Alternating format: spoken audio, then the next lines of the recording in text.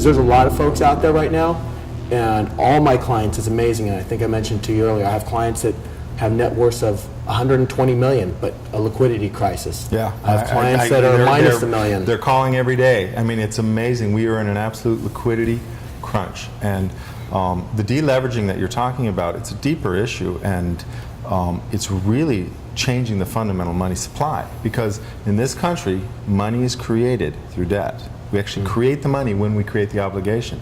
The banks and the Fed have this authority, and that means that when we deleverage, we reduce the money supply. Hence, there's literally not enough money in the system to pay the interest, which creates a negative spiral and throws us all the way down. The trick is it's musical chairs. The trick is to not be the one standing up when the music stops. When it stopped in 2008, it was like half the chairs were taken away all at once. Every single one of my clients that I've met over the last 6 months, about mid-2007 is when everything went awry for almost every single client I have, which is amazing to me because it doesn't matter what industry they're in or their net worth or really anything, but mid-2007, somebody went and they shut off the spigots and said, hey guys, now we're all playing by new rules. And you, who've been doing business successfully for 20 years, need to completely retool your business to keep your doors open. And you need to do it overnight. And I see that a lot. It's very disconcerting because I know from a businessman's perspective how that feels. It's not good.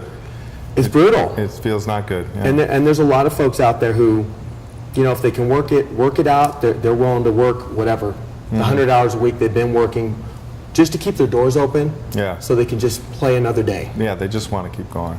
Right, that's all they know. Let me ask you, give me a couple of examples of workouts that you've done or in the process of doing, and where you're seeing the breaks. I mean, where's the break point, and you know, what's a good case scenario? What's something that you say, wow, this is a really working out and the best that I've seen, and what's a bad case scenario? Wow. Okay, there's a couple things I don't know if this really speaks to the questions that you asked, but I think one of the best things somebody can do to have success in a workout is to get involved in it early on. I think we mentioned this earlier. Be proactive about it. Don't wait till you get a summons and then call me and say, or even worse, a default judgment because you didn't respond to the summons. It's just like asset protection. Please call early. Don't wait. And now and I have writs of attachments. They pulled $5,000 out of my account last night. and now all of a sudden, and these attorneys smell blood in the water now. So they just have to be proactive. And what's interesting is that a lot of folks, I do find a lot of my clients through litigation, pending litigation, threatened litigation. And you'll go and you'll speak with them, and I had a client who was a plumbing company in business in California for 30 years.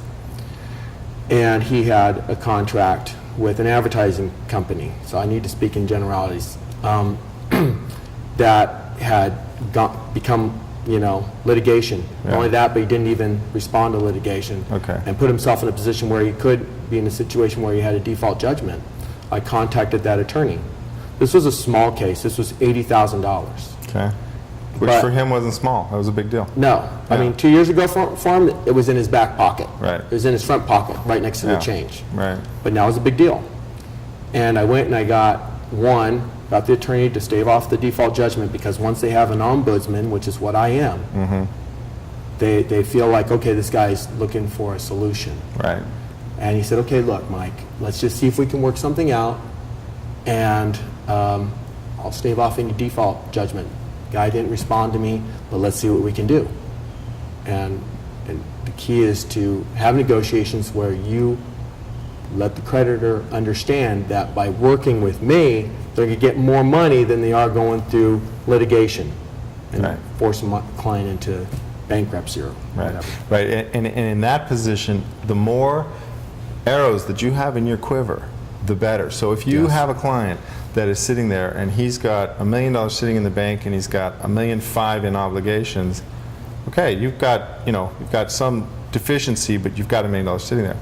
Whereas if you have a client that's got $1 million but it's completely protected, and he has $1.5 million in obligations, it's a whole different story. Absolutely. And you want to play that card at the right time. Right. It's strategic when that information comes out. You don't want to lay everything out to these guys immediately. It's very... Like the way you think. It's really key to keep a few cards, more than a few cards. Yeah. So the more you have, the better. The more arrows you can have, the better. Yeah. Yep. And going back to this one gentleman who had this advertising company, I actually negotiated, and just settled last week, negotiated a 48% reduction in his bill.